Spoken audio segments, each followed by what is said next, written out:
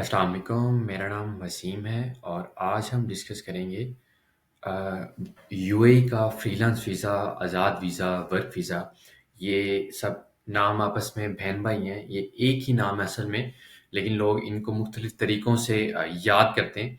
तो हम आज इसकी काफ़ी सारी चीज़ें डिस्कस करेंगे, लेकिन वीडियो बहुत लंबी होगी, इसलिए मैंने कुछ डिविजन्स किए हैं। लाइक ये होता क्या है, इसका प्रोसेस क्या है, इसके प्रोस एंड कॉन्स क्या हैं। आपने यूएई आने से पहले क्या-क्या काम करने हैं, यूएई आने के बाद क्या काम करने हैं और कुछ इम्पोर्टेंट इंस्ट्रक्शंस जो मेरे एक्सपीरियंस के अकॉर्डिंग है। तो इन सारी चीज़ों का जवाब आपको इंशाल्लाह इन 3-4 वीडियोज़ में मिलेगा। एंड आई बिलीव कि इतना रिसर्च कंटेंट और इतना डिटेल आपको किसी और यूट्यूब वीडियो में नहीं मिलेगा। मैं ये क्यों कह रहा हूँ? क्योंकि ये वीडियो बनाने से पहले कमोबेश मैंने 20-25 वीडियोज़ इस टॉपिक के ऊपर देखी हैं। तो सबने इतना डिटेल्ड और रिसर्च बेस्ड नॉलेज शेयर नहीं किया होगा। इंशाल्लाह आपको सुनकर, सीखकर मज़ा आएगा। तो सबसे पहले हम अपने पहले पार्ट पे चलते हैं, इंट्रोडक्शन, प्रोसेस, इसके प्रोस एंड कॉन्स क्या हैं, इसको लोग प्रेफ़र क्यों करते हैं, जो लोग प्रेफ़र नहीं करते वो क्यों करते हैं और हमें किन बातों का ख़्याल रखना चाहिए और इसका बेसिक मेन प्रोसेस है क्या, जिन स्टेप्स को हमने फ़ॉलो करना होता है। तो हम चलते हैं अपने पहले स्टेप की तरफ। इसका इंट्रोडक्शन एक बेसिकली ले लेते हैं। बेसिकली ये असल में जो फ्रीलांस वीज़ा, आज़ाद वीज़ा, वर्क वीज़ा जो होता है, ये एक रेज़िडेंसी वीज़ा है और यूएई में रेज़िडेंसी वीज़ा का मतलब ये है कि आप ऑफ़िशियली लीगली यूएई के अंदर 2 साल या जो भी आपका एक स्पेसिफ़िक टाइम पीरियड होगा, उसमें स्टे कर सकते हो। तो अब मेन जो टर्म है वो रेज़िडेंसी वीज़ा है। अब रेज़िडेंसी वीज़ा मुख्तलिफ तरह से होता है। वो आपका वर्क वीज़ा हो सकता है, वो फैमिली स्पॉन्सर्ड वीज़ा हो सकता है, वो बिज़नेस वीज़ा हो सकता है, वो गोल्डन वीज़ा हो सकता है, वो रेज़िडेंसी मतलब मल्टीपल टर्म्स है। अगर आप इसके बारे में स्टडी करना चाहते हैं, तो आप गूगल पे जाइएगा, residence visa for working in UAE. इस साइट पे आपको इससे मुतल्लिक standard work visa, golden visa बहुत डिटेल मिल जाएगी अगर आप वीज़ा की टाइप्स, रेज़िडेंसी वीज़ा की टाइप्स देखना चाह रहे हैं। लेकिन हमारा ये टॉपिक नहीं है, हमारा topic basically standard work visa में ये वाला है, employed in private sector, employed in government sector, you can say free zone, मतलब इससे रेलेवेंट है। लेकिन एक और कैटेगरी जो हमने निकाली हुई है फ्रीलांस वीज़ा की, हमने से मुराद है एजेंट्स ने या यूए की समझ लें, अ, यूए के लोगों ने निकाला हुआ एक जो टर्म निकाली हुई है वो है फ्रीलांस वीज़ा, आज़ाद वीज़ा। अब एजेंट्स इसको मुख्तलिफ नामों से याद करते हैं, 2 ईयर्स वीज़ा, फ्रीलांस वीज़ा, आज़ाद visa, employment visa, work visa, residency visa. असल में ये सब एक ही चीज़ें हैं, लेकिन इनको मुख्तलिफ तरीकों से यूज़ किया जा सकता है। मिसाल के तौर पे आपने ऑनलाइन अप्लाई किया एक सॉफ्टवेयर कंपनी में, आपको एक जॉब मिल गई, वो भी आपको एम्प्लॉयमेंट वर्क वीज़ा ही मिल देंगे, वो भी आपको रेजिडेंसी वीज़ा देंगे, राइट? लेकिन इस इस रास्ते में से लोगों ने कुछ और रास्ते निकाले हैं, जिसमें वो आपको फ्रीलांस या आज़ाद वीज़ा देते हैं।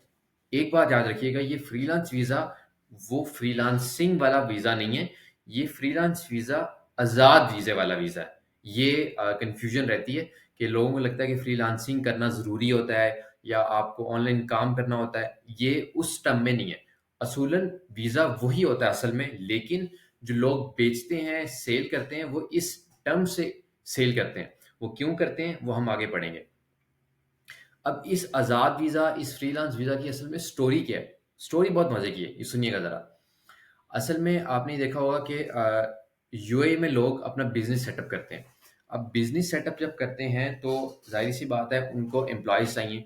अब एम्प्लॉइज़ जब चाहिए, तो ज़ाहिर-सी बात है उनको वीज़ों का कोटा चाहिए। अब मिसाल के तौर पे आप हैं जो वीडियो देख रहे हैं, आपने यूएई में एक कंपनी बनाई है, ठीक है? सॉफ्टवेयर कंपनी, वो डिजिटल प्रोडक्ट सेल करती है। अब उस कंपनी में आपको काम करने के लिए लोग चाहिए। आपने गवर्नमेंट को कहा कि भई मुझे बंदे चाहिए, मैं अकेला काम नहीं कर सकता। गवर्नमेंट ने कहा कि भई आपकी कंपनी का साइज़ है भई इतना, तो आपके पास इतने वीज़ों के कोटे हैं, या यानी आप 3 लोग, 20 लोग, 22 लोग, 50 लोग, depends upon the your company size, या डिफरेंट फैक्टर्स होते हैं। उनकी बेस पे आपको एक कोटा मिलेगा कि आप इतने लोगों को बुला सकते हैं, ठीक है? तो अब वो उस एम्प्लॉयर की मर्जी है या जो आप जिनकी कंपनी है उनकी मर्जी है, वो उन वीज़ों को बेच दें, वो उनका मिसयूज़ करें, वो उनको प्रॉपर हायरिंग करें, वो जो भी करें, अब ये उन पे डिपेंड करता है, राइट? तो फ्रीलांस आज़ाद वीज़ा में क्या होता है कि असूलन तो ये होना चाहिए कि वो बिज़नेस वाला जो बंदा है वो प्रॉपर हायरिंग करे एचआर के थ्रू और लोगों को लीगली बुलाए। लेकिन लोगों ने इसका एक रास्ता निकाला हुआ है, जिस रास्ते से काफ़ी लोग यूएई में एंटर होते हैं, वो है फ्रीलांस वीज़ा, आज़ाद वीज़ा। इसमें क्या होता है कि आपने कंपनी बनाई, आपको वीज़ों का एक कोटा मिला और आपने वो वीज़ा का कोटा सेल कर दिया। लाइक मैं यूएई में आना चाहता हूँ, आपने कहा कि जी भाई आपको वीज़ा चाहिए, मैं आपको वीज़ा देता हूँ, आप मुझे पैसे दें। लाइक जो कॉस्ट उस एम्प्लॉयर ने, उस बिज़नेस कंपनी वाले ने खुद लगानी थी, वो कॉस्ट उसने ली आपसे और आपको वीज़ा दे दिया और कुछ प्रॉफ़िट भी खुद रख लिया। इसका फ़ायदा क्या हुआ? इसका फ़ायदा ये हुआ कि उस जिसने बिज़नेस कंपनी एक सेटअप बनाया था, उस बंदे को पैसे मिल गए, प्रॉफ़िट मिल गया, उसका वीज़े का कोटा निकल गया और आपको फ़ायदा क्या हुआ कि आपको बगैर जॉब अप्लाई किए, आपको बगैर किसी टेंशन के सिर्फ़ पैसों की कॉस्ट आई और उस कॉस्ट में आपको एक वीज़ा मिल गया और वो 2 साल का फ्रीलांस आज़ाद वर्क वीज़ा है, उस पे आप लीगली रह सकते हैं, स्टे कर सकते हैं और काम भी कर सकते हैं। तो ये तो एक बेसिक सी स्टोरी है कि असल में फ्रीलांस वीज़ा आया कहाँ से। मज़े की बात ये है कि यूएई के गवर्नमेंट के ऑफिशियल कागज़ों में इस तरह का आज़ाद फ्रीलांस वीज़ा एग्ज़िस्ट नहीं करता, ये बात याद रखिएगा। लेकिन लोगों ने एक रास्ता निकाला हुआ है कि उनको कोटा जो मिल रहा है, वो उसको सेल कर देते हैं। अगर ऑन पेपर बात देखी जाए तो ये लीगली ऑफिशियली ठीक है। जिस तरह से एक सिंपल वर्कर को वीज़ा मिलता है, उसी तरह से वीज़ा आपको मिलता है। लेकिन वो वर्कर पे नहीं करता, उसकी कंपनी उसको स्पॉन्सर करती है। लेकिन इस केस में आप वो सारी अमाउंट पे करोगे क्योंकि आप वीज़ा बाय कर रहे हो, आप उस कंपनी के साथ काम नहीं करना चाहते, आपको सिर्फ रेज़िडेंसी चाहिए, आपको सिर्फ एमिरेट्स आईडी चाहिए, बस। ये एक इसकी स्टोरी है जो लोगों को कंफ्यूज करती है। तो हम थोड़ा आगे चलते हैं। अच्छा, असल में लोग, अच्छा ये लीगली, अच्छा ये देखते हैं कि buyer is free to work outside. अच्छा, अब लेट्स सपोज आपसे मैंने वीज़ा बाय किया है और जब मैं वीज़ा लेकर आ गया हूँ यूएई में, तो मैं आपसे लूँगा एनओसी, यानी नो ऑब्जेक्शन सर्टिफिकेट, कि अब आपको कोई मसला नहीं होना चाहिए कि मैं जहाँ मर्जी काम करूँ। ये सेम वैसे ही है कि जब पाकिस्तान में भी आप काम कर रहे हो, इंडिया में काम कर रहे हो, आप किसी कंपनी के साथ काम कर रहे हो, आपने वो छोड़ के कहीं और जाना हो, तो आपको स्पेसिफिक कंपनी से एक एनओसी लेना पड़ता है कि अब उस कंपनी को कोई मसला नहीं है कि आप कहीं और जाके काम करें। तो वो एनओसी, इस तरह आप यूनिवर्सिटीज़ में भी आपने किसी और यूनिवर्सिटी में दाखिला लेना है, तो आपको पिछली यूनिवर्सिटी से एनओसी लेना पड़ता है। तो बेसिकली एनओसी जब आपके पास आ जाएगा, तो आप now you are allowed legally, officially, कि आप किसी और कंपनी के पास काम कर सकते हो, चाहे आपके पास जो वीज़ा है वो किसी और कंपनी का है। तो लोग एनओसी का यूज़ करके पिछली कंपनी से वीज़ा लेते हैं, उसको बाय-बाय कर देते हैं और एक नई कंपनी के पास चले जाते हैं, या वहाँ पे आप लोग वैसे ही रह रहे होते हैं। और दूसरी बात ये है कि ये जो कंपनीज़ लोगों ने इस मकसद के लिए बनाई होती हैं कि वो वीज़ा सेल करें, वो उनकी जो मुद्दत होती है वो मेजॉरिटी की 2 साल होती है और वो 2 साल बाद उसको रिन्यू नहीं करते। ये बात याद रखनी है आपने। रिन्यू क्यों नहीं करते? क्योंकि देखिए उन्होंने वीज़ा कर दिया सेल। अब ना तो कोई बंदा वहाँ पे काम कर रहा है, ना वो कंपनी ग्रो कर रही है, तो वो कंपनी वाला बंदा क्यों? वो पागल तो नहीं है कि वो फ्री के पैसे लगा के बल्कि ज़्यादा कॉस्ट लगा के उस कंपनी को रिन्यू कर रहा हो, तो वो ऐसा कभी नहीं करेगा, राइट? तो इसलिए लोगों के पास वो वीज़ा सिर्फ 2 साल का होता है, उसके बाद उनको दोबारा से वीज़ा रिन्यू करवाना पड़ता है या तो वीज़ा उनको बाय करना पड़ता है। अब एक सवाल बहुत लोग पूछते हैं, ये लीगली अलाउड है या नहीं? देखिए, पहली बात तो ये है, यूएई में या किसी भी गल्फ स्टेट में लीगली ऑफ़िशियली आप ना तो वीज़ा बाय कर सकते हैं, ना तो सेल कर सकते हैं। ये अलाउड नहीं है। लेकिन लोगों ने एक रास्ता निकाला हुआ है, वीज़ा बिज़नेस किया हुआ है लोगों को वीज़ा देने का, और लोगों को क्योंकि वीज़ा चाहिए होता है, तो वीज़ा वो खरीद लेते हैं। अब इसमें एक आपको चीज़ बता दूँ कि अब यूएई गवर्नमेंट इसके बारे में एक्शन क्यों नहीं लेती? क्योंकि देखें, आप यूएई में देखें तो मेरे हिसाब से 50-60% लोग काफ़ी सारी तादाद में इस वीज़ा पे यूएई के अंदर घूम रहे हैं, काम कर रहे हैं। हालाँकि गवर्नमेंट को पता भी है लेकिन गवर्नमेंट किस तरह से सब लोगों को निकाल दे, क्यों नहीं निकाल सकती? क्योंकि उनका बिजनेस चल रहा है, उनको इतनी अच्छी खासी इन्वेस्टमेंट लग रही है। लाइक एक वीज़ा पे जो एवरेज कॉस्ट आ जाती है वो 7,000 6,000 दिरहम कहीं नहीं जाती। तो इतना प्रॉफिट यूएई की गवर्नमेंट ले रही है, तो वो एकदम से सब कुछ बंद नहीं कर सकती। तो ये एक इसकी बैकग्राउंड स्टोरी थी कि क्यों होता है, कैसे होता है, अलाउड है या नहीं है, असल में लोग करते क्या हैं? क्योंकि लोगों का मकसद है यूएई आना, तो वो डायरेक्ट वर्क परमिट उनको मिलना बहुत मुश्किल होता है। तो उनके लिए एक शॉर्टकट रास्ता होता है, वो कहते हैं चलो यार हम किसी और कंपनी से वीज़ा बाय करते हैं और एक बार यूएई पहुंच जाएं, उसके बाद हम जॉब देखते रहेंगे। तो उनको एमरेट्स आईडी मिल जाती है, ऑफिशियली वो लीगली अलाउड होते हैं। तो ये एक सीन है। तो अच्छा, ये कंपनीज असल में ओरिजिनल नहीं होती, इनकी एग्जिस्टेंस नहीं होती। ये ऑन पेपर एग्जिस्ट कर रही होती हैं, ये ऑफिशियली रजिस्टर्ड भी होती हैं, लेकिन ये आपको कहीं नज़र नहीं आएंगी। लेकिन कुछ लोगों की कंपनीज नज़र भी आती हैं, रजिस्टर्ड भी होती हैं, लेकिन मेजोरिटी केस में ये ऑन पेपर होती हैं, लेकिन ये वैसे आपको नज़र नहीं आएंगी। अच्छा, उसके बाद अभी हमने इसकी एक बैकग्राउंड स्टोरी पढ़ी है। अब हम देखते हैं कि why do people prefer Azad visa over work visa. मतलब लोग डायरेक्ट कंपनीज में अप्लाई क्यों नहीं करते? पहली रीज़न है, ये जो आज़ाद वीज़ा है, फ्रीलांस वीज़ा है, ये बहुत जल्दी मिल जाता है और कम टाइम लगता है। सिर्फ इसमें जो मसला है वो एक कॉस्ट का है कि आपको कॉस्ट देनी पड़ती है। उसके बाद इसकी वैलिडिटी 2 साल होती है। ये लोगों को ऑफिशियली अलाउ करता है कि आप यूएई में रह सकते हैं और काम कर सकते हैं। उसके बाद जिनके पास आज़ाद वीज़ा होता है, क्योंकि उन्होंने पिछली कंपनी से एनओसी ले लिया होता है, तो अब उनके पास इंडिपेंडेंस ज़्यादा होती है। वो किसी एम्प्लॉयर के साथ बाउंड नहीं होते कि भैया आपने ये करना है, ये करना है, ये करना है। तो वो खुद मुख्तार हैं इस केस में। उसके बाद के जब जो जो ये फ्रीलांस वीज़ा लेके लोग आते हैं, इनके पास एमिरेट्स आईडी होती है। एमिरेट्स आईडी ये आपका जिस तरह से पाकिस्तान में शनाख्ती कार्ड होता है, या शायद भारत इंडिया में राशन कार्ड में भी बोलते हैं, तो ये आपकी एक ऑफिशियल कार्ड है कि आप यूएई के रेजिडेंट हैं। तो जब आपके पास इस वीज़ा के बाद एमिरेट्स आईडी आ जाती है, तो आप अपनी फैमिली को स्पॉन्सर कर सकते हैं, बैंक अकाउंट ओपन कर सकते हैं। इवन जो वीज़ा फ्री कंट्रीज़ हैं, जॉर्जिया वगैरह, उनको विज़िट कर सकते हैं, क्योंकि आप यूएई के रेजिडेंट हैं। और सबसे जो मज़े की बात है, जिस मकसद के लिए इस वीज़ा को बहुत से लोग इस्तेमाल करते हैं, कि एमिरेट्स आईडी लेकर वो डिफरेंट कंट्रीज़ की एम्बेसीज को अप्लाई करते हैं। यानी लोग यूएई को एक रूट इस्तेमाल करते हैं कि वो यूएई में एंटर होके ये वीज़ा लेके दूसरे यूरोपियन कंट्री की तरफ मूव कर सकें। जिस तरह आप जर्मनी लोग मूव करते हैं, इटली मूव करते हैं, इसके अलावा काफ़ी कंट्रीज मूव करते हैं कि वो एमिरेट्स आईडी के बेस पे जर्मन दुबई कॉन्सुलेट जर्मनी जो है वहाँ से अप्लाई करते हैं, ताकि उनको वीज़ा जल्दी मिल जाए, रेशो अच्छी मिल जाए। तो इसका एक फ़ायदा है, इसलिए लोग इसको प्रेफर ये करते हैं, ताकि ये लोगों को रुकावटें ना आए। क्योंकि अगर वो वर्क वीज़ा लेकर आएंगे, तो क्या पता उनका एम्प्लॉयर कहे कि भाई आपने 1 साल तक काम करना है, कहीं जाना नहीं है, बाहर नहीं जा सकते। मतलब इट डिपेंड्स कि एम्प्लॉयर कैसा है उसके साथ, और उसके उसके साथ एग्रीमेंट क्या हुआ हुआ है।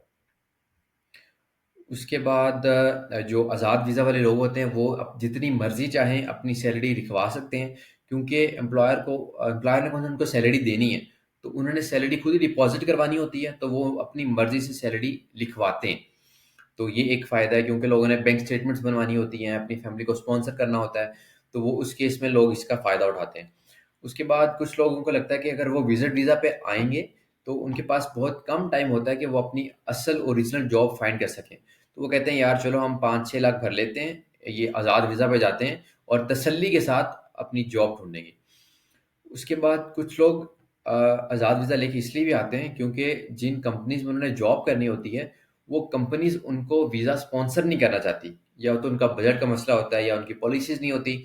वो ये चाहते हैं कि यार आप अपना वीज़ा ले आओ, आप काम हमारे साथ कर लो, लेकिन जो पैसे हैं वीज़ा के वो आप खुद ही लेके आओ, उसकी कॉस्ट भी आप खुद बियर करो, हम आपको जॉब्स दे सकते हैं।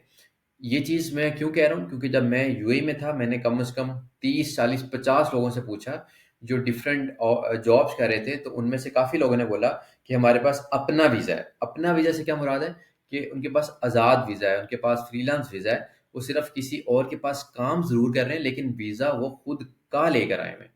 तो ये कुछ रीज़न्स हैं जिसकी वजह से लोग प्रेफ़र करते हैं कि वो आज़ाद वीज़ा ले लें और वर्क वीज़ा ना लें। इसके ज़ाहिर सी बात है कुछ फ़ायदे भी हैं और कुछ नुकसानात भी हैं। ओके, उसके बाद हमने ये 2 चीज़ें डिस्कस कर ली हैं। उसके बाद mainland and free zone story. अब यूएई में कुछ जगहें मेनलैंड कहलाती हैं, कुछ फ्री ज़ोन कहलाती हैं। अब हम इसको डिटेल में नहीं जाएँगे लेकिन एक बेसिक डिफ़रेंस जान लेते हैं कि मेनलैंड में आपको यूएई का लोकल बंदा चाहिए होता है एज़ अ पार्टनर अपनी कंपनी में। ये लेस एक्सपेंसिव होता है, वर्क फ्लेक्सिबिलिटी ज़्यादा होती है क्योंकि अगर आपके पास मेनलैंड का वीज़ा है, तो आप कहीं भी काम कर सकते हैं और ये इसको लेना भी आसान होता है और इसकी जो कॉस्ट है, वो भी कम आती है। लेकिन जो फ्री ज़ोन का वीज़ा है, वो उसमें इंडिपेंडेंसी ज़्यादा है, उसमें आपको यूएई का लोकल बंदा नहीं चाहिए होता, लेकिन वो एक स्पेसिफिक एरियाज़ होते हैं, जहाँ पे आप अपनी कंपनी रजिस्टर कर सकते हैं। लाइक अजमान का फ्री ज़ोन, शारजा का फ्री ज़ोन, फुजैरा का फ्री ज़ोन, काफ़ी सारे फ्री ज़ोन्स हैं, तो लोग वहाँ पे अपनी कंपनीज़ रजिस्टर कर लेते हैं। लेकिन इसमें कॉस्ट ज़्यादा आती है, वीज़ा मुश्किल से मिलता है, जो एम्प्लॉयज़ होते हैं उसमें और जो एम्प्लॉयज़ होते हैं वो लीगली रिस्ट्रिक्टेड होते हैं कि आपने इस टेरिटरी के अंदर ही काम करना है, आप दाएँ-बाएँ काम नहीं कर सकते, जिस तरह से मेनलैंड के अंदर खुल्लम-खुल्ला आपको छुट्टी होती है। तो ये एक छोटी-सी डिफरेंसेस हैं। इसको आप मज़ीद भी स्टडी कर सकते हैं गूगल से, यूएई की ऑफ़िशियल वेबसाइट से। उसके बाद अगर मैं टाइमलाइन की बात करूँ तो फ्रीलांस और आज़ाद वीज़ा का जो प्रोसेस है, वो आपका 10 दिन में भी हो सकता है, 15 दिन में भी हो सकता है। इवन मैं कह सकता हूँ कि 14 डेज़ में भी हो सकता है सारा।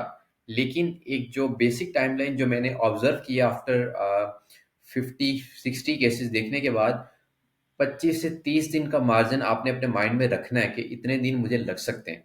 और उसमें सैटरडे संडे को काउंट ना कीजिएगा क्योंकि काफ़ी सारे डिपार्टमेंट्स यूएई के सैटरडे संडे वाले दिन ऑफ होते हैं। अच्छा जी। उसके बाद जो इसका एक बेसिक प्रोसेस है step by step, total main steps के 7 से 8 होते हैं, लेकिन मैंने वो सारे स्टेप्स इकट्ठे करके यहाँ पे आपके सामने रख दिए हैं, जिनका आपको पता होना ज़रूरी है और बेहद ज़रूरी है। पहला स्टेप, आपको कौन से डॉक्यूमेंट्स चाहिए, वो डॉक्यूमेंट्स कहाँ-कहाँ से अटेस्टेड होने चाहिए, राइट? अच्छा, एक बात बता दूँ, ये सारी चीज़ें हम अगली 2 वीडियोज़ में बहुत शदीद डिटेल में पढ़ेंगे। अभी सिर्फ मैं आपको ओवरव्यू इसलिए दे रहा हूँ क्योंकि जो सिर्फ ये लोग वीडियो देख रहे हैं, उनके माइंड में एक स्केच हो इस पूरे प्रोसेस का। डॉक्यूमेंट्स कौन से चाहिए, कहाँ से टेस्ट चाहिए। उसके बाद एक आपको ऑफर लेटर मिलेगा, यानी एम्प्लॉयर का और एम्प्लॉय का एक एग्रीमेंट होगा कि भई आपकी ये जॉब है, ये सैलरी है। फिर आपका उस ऑफर लेटर के बेस पे एक लेबर अप्रूवल आएगा कि आप इस जॉब के लिए कह सकते हैं you are allowed to work. उसके बाद जब आपका लेबर अप्रूवल आ जाएगा, उसके बाद आपका जो एम्प्लॉयर है या जो आपका एजेंट है, वो आपके लिए वीज़ा अप्लाई करेगा, ई-वीज़ा, एंट्री परमिट। वो जब वीज़ा आपके पास आ जाएगा, वो आपने पाकिस्तान से या जहाँ से भी आप आ रहे हैं, उसको अपने प्रोटेक्टर करवा के लाना है कि उसके ऊपर एक स्टैम्प लगा दें कि ये वीज़ा ओरिजिनल है। प्रोटेक्टर करवाने के बाद आप अपनी फ़्लाइट पकड़ेंगे, टिकट बुक करवाएँगे, आप लैंड करके आ जाएँगे यूएई में। यूएई में आते ही आप अपना मेडिकल करवाएँगे, उसके बाद आपकी बायोमेट्रिक होगी, जो आपके स्टैंप्स लगेंगे, फिंगरप्रिंट्स होंगे। उसके बाद आपकी वीज़ा स्टैंपिंग होगी, आपका ऑनलाइन पेपर स्टैंप होगा, वीज़ा स्टैंप होगा। जो आप वीज़ा पहले लेके आए थे, वो ई-वीज़ा था, अब आपका स्टिकर वीज़ा लग जाएगा। उसके बाद आपकी एमिरेट्स आईडी आ जाएगी 3 दिन बाद। उसके बाद आपकी कुछ आपने इम्पोर्टेंट्स ऐप्स डाउनलोड करनी है, लाइक मोहरे हो गया, मैं आपको आगे डिस्कस करता रहूँगा। उसके बाद अपने अनएम्प्लॉयमेंट इंश्योरेंस लाज़मी करवानी है, वरना आपको फ़ाइन आ सकता है, ये याद याद रखिएगा। उसके बाद आपका एक अपडेटेड लेबर कार्ड आ जाएगा। यहाँ पे जो आपका लेबर अप्रूवल आया था, वो आया था 2 मंथ्स का। अब यहाँ पे आ जाएगा लेबर कार्ड, जो आपका 2 साल का होगा और ये येलो टाइप कलर से होता है और ये ऑनलाइन ही आएगा। उसके बाद 2G ट्रेनिंग, ये सबकी नहीं होती है, कुछ लोगों की होती है। आपने चेक कर लेना कि आपकी ट्रेनिंग है या नहीं है। अगर तो है, तो आपने ज़रूर ले लेनी है। उसके बाद एनओसी, नो ऑब्जेक्शन सर्टिफिकेट, आपने अपने एजेंट से, अपने एम्प्लॉयर से ये सर्टिफिकेट ले लेना ताकि आप आज़ाद हो जाएँ मुकम्मल तौर पे, ताकि आप उसके साथ बाउंड नहीं। आपने अपना सैलरी सर्टिफिकेट बनवा लेना अगर आपको ज़रूरत पड़ती है, वरना ये ज़रूरी नहीं होता। अगर आपको कहीं ज़रूरत पड़े तो आप अपने एजेंट से कहिएगा, वो आपको 10 मिनट के अंदर बना देगा। उसके बाद अगर आप बैंक अकाउंट खुलवाना चाहते हैं, तो वो आप ऑनलाइन भी खुलवा सकते हैं या फिजिकली जाकर भी खुलवा सकते हैं। और डब्ल्यूपीएस ये होता है wage protection system, something like that, या आप गूगल भी कर लीजिएगा।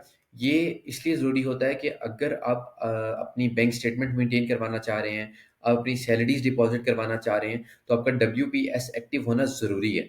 WPS एक्टिव कब ज़रूरी होगा, क्यों कब करवा सकते हैं, जब आपका बैंक अकाउंट आ जाएगा, आपके पास एमिरेट्स आईडी आ जाएगी। ये सारी चीज़ें करने के बाद अगर आपको ज़रूरत है तो तब करवा लीजिएगा, वरना इसकी बहुत ज़रूरत नहीं होती। मतलब अगर अपनी सैलरीज डिपॉजिट करवाना चाह रहे हैं तो WPS एक्टिव करवाएं और अपनी सैलरीज खुद ही डिपॉजिट करवाती जाएं, ताकि आपकी एक बैंक स्टेटमेंट यूएई के बैंक में बनती जाए, ताकि आपने किसी और कंट्री मूव करना है या आपको किसी लिए ज़रूरत है तो उस केस में आपने ये चीज़ देख लेनी है। तो ये टोटल कुछ 17 स्टेप्स जो मुझे लगता है कि ज़रूरी हैं, वो मैंने स्टेप बाय स्टेप आपको बता दी। इनको हम मज़ीद डिटेल में हर चीज़ को डिस्कस करेंगे। उसके बाद कुछ लीगल ग्रे एरियाज़ हैं और कुछ प्रिकॉशंस हैं, जो कॉशंस हैं, जो आपको ध्यान रखनी चाहिए ये इस वीज़ा से मुतल्लिक, जो मुझे लगता है कि मुझे आपको बताना ज़रूरी है। पहली बात है कि अगर आपने एक कंपनी से वीज़ा लिया हुआ है और आप किसी और कंपनी में काम कर रहे हैं, तो कभी-कभी ये मसला भी बनता है। इसलिए आपको एनओसी तो लाज़मी ज़रूर ले लेना चाहिए, ताकि आप फिर भी सेफ साइड पे रहें, ठीक है? उसके बाद अ, अगर 2 साल जब पूरे हो जाते हैं, तो अगर आपको वीज़ा फिर खुद रिन्यू करवाना पड़ेगा, क्योंकि आपने जिससे वीज़ा लिया हुआ है, वो तो आपका वीज़ा रिन्यू खुद नहीं करवाएगा। अगर करवा के देगा भी, तो आपसे चार्ज करेगा। तो ये आपको कॉस्ट पड़ जाएगी 2 साल बाद। उसके बाद एक मसला ये आता है कि जब आप वीज़ा बाय कर रहे होते हैं, क्योंकि कंपनी तो आपको स्पॉन्सर नहीं कर रही, स्पॉन्सर कर रही है, लेकिन वो पैसे आपसे ले रही है। तो इस केस में जो पैसे हैं वो सारे आप दोगे, तो वो उसकी आपको कॉस्ट पड़ जाएगी। और उसके बाद जो आज़ाद वीज़ा वाले जो लोग होते हैं, वो सब उनको खुद करना पड़ता है। लाइक जो वीज़ा रिन्यूअल है, जो अदर लीगल फॉर्मेलिटीज़ हैं, क्योंकि अगर एजेंट आपका बहुत अच्छा है, वो आपको हेल्प कर देगा, लेकिन वो लीगली बाउंड नहीं होगा कि वो सारे काम आपके करे। बाउंड तो होगा, लेकिन वो करेगा नहीं, क्योंकि उसने सिर्फ़ आपको वीज़ा देना था। उसके बाद कुछ फ्रॉड्स, जो सबसे बड़ा इसका मसला है कि लोग पैसे लेते हैं, भाग जाते हैं, काम पूरा नहीं करते, एमिरेट्स आईडी नहीं देते, वीज़ा स्टैंपिंग नहीं करवाते, एंट्री परमिट नहीं निकलवाते, तंग करते हैं, डिले करते हैं, और भी बहुत सारे मसले हैं। तो आपने जिससे वीज़ा ले रहे हैं, आपने ये चीज़ों का बहुत ख्याल रखना है कि कोई मसला ना आए। उसके बाद कुछ लोग फेक वीज़ा दे देते हैं, तो आपने उनका भी ख्याल करना है कि आपको कोई फेक वीज़ा ना दे। उसके बाद अगर मैं देखूँ तो जो एम्प्लॉयज़ होते हैं आज़ाद वीज़ा वाले, उनके पास हेल्थ इंश्योरेंस का, हाउसिंग का, ट्रांसपोर्टेशन का, पेड लीव का, ये बेनिफिट्स नहीं होते। ये कब नहीं होते? जब वो किसी और के पास जॉब कर रहे होते हैं, क्योंकि वीज़ा उनके पास किसी और कंपनी का होता है। अगर वो नेक्स्ट एम्प्लॉय जिसके पास वो जॉब कर रहे हैं, वो अच्छा नहीं है या कोऑपरेटिव नहीं है, तो वो ये सब ज़िम्मेदारियाँ नहीं लेगा। इसलिए कंपनीज़ वाले कहते हैं, भई अपना वीज़ा ले आओ, ये सब चीज़ें हम नहीं बर्दाश्त कर सकते। लेकिन जो कुछ अच्छी सुलझी कंपनी होती हैं, वो आपको ये सब चीज़ें प्रोवाइड करेंगी, और वो इवन आपका वीज़ा कन्वर्ट भी करवा लेंगी अपनी कंपनी के ऊपर।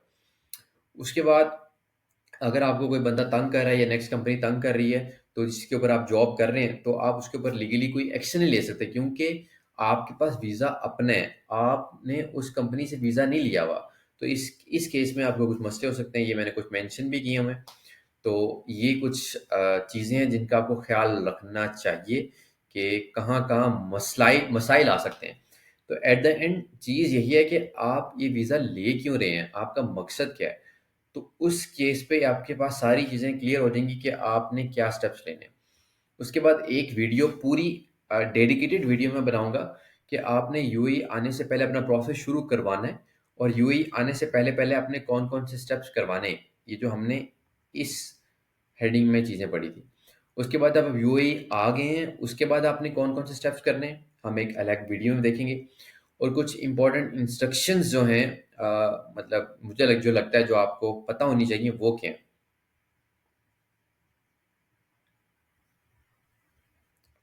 तो इंशाल्लाह हम ये सारी चीज़ें डिस्कस करेंगे, क्योंकि वीडियो इस तरह बहुत लंबी हो जाएगी।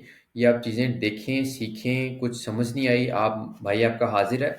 आप मुझे टेक्स्ट ड्रॉप कर सकते हैं, हम इन चीज़ों को मज़ीद डिस्कस कर लेंगे कि हमें क्या करना चाहिए। क्या ये ऑप्शन आपके लिए सूटेबल है या नहीं है, या इससे कोई अच्छा ऑप्शन सूटेबल है। इस वीडियो में सिर्फ़ हमने ये पढ़ा कि फ्रीलांस वीज़ा होता क्या है, इसके अल्टरनेटिव ऑप्शंस क्या हैं, वो सब कुछ हम पढ़ेंगे। लेकिन ये सिर्फ़ डेडिकेटेड वीडियो सिर्फ़ इसलिए थी कि व्हाट इज़ फ्रीलांस वीज़ा, इसका प्रोसेस क्या है, इसके प्रोस एंड कॉन्स क्या हैं, इसकी टाइमलाइन क्या है, फ्री मेनलैंड और फ्री ज़ोन की स्टोरी क्या है, वहाँ से वीज़ा कहाँ से सस्ता मिलता है, महँगा मिलता है, तो कुछ लीगल ग्रे एरियाज़ क्या हैं और कुछ आपको कॉशंस क्या रखनी चाहिए। तो इस वीडियो के लिए इतना ही। अल्लाह हाफ़िज़।